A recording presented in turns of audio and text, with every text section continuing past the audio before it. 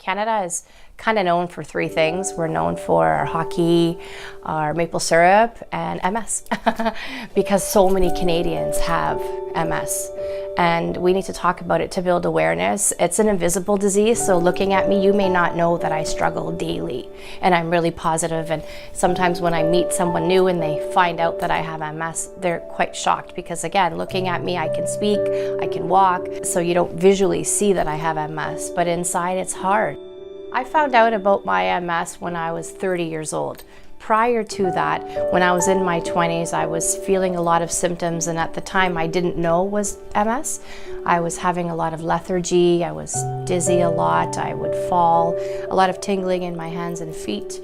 I would have cognitive problems when I was in school. I had a lot of incontinence issues, so I was always running to the bathroom, and even spasticity, my bones would get very, very tight. After I was diagnosed, I went on the computer and I typed in the letters MS, and that's when I realized Microsoft had a lot of information on there that didn't apply to me.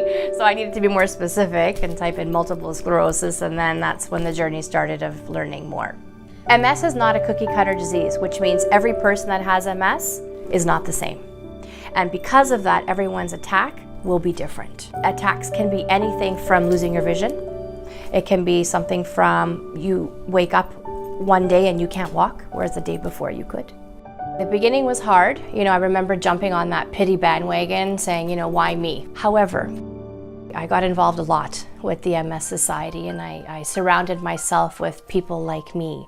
And the more that I did that, the more accepting I became. And I would say within about 5 years of my diagnosis, I was able to embrace it. And I can honestly say that MS has given me more than it has taken away. My husband and I joke that we have a separate budget, that I drop so many things that we have to have a budget to replace them all for the things that I break. You never really know when an exasperation is going to happen, when an attack happens. There's 4 stages of MS. I'm in RRMS, relapsing-remitting, which is stage 1.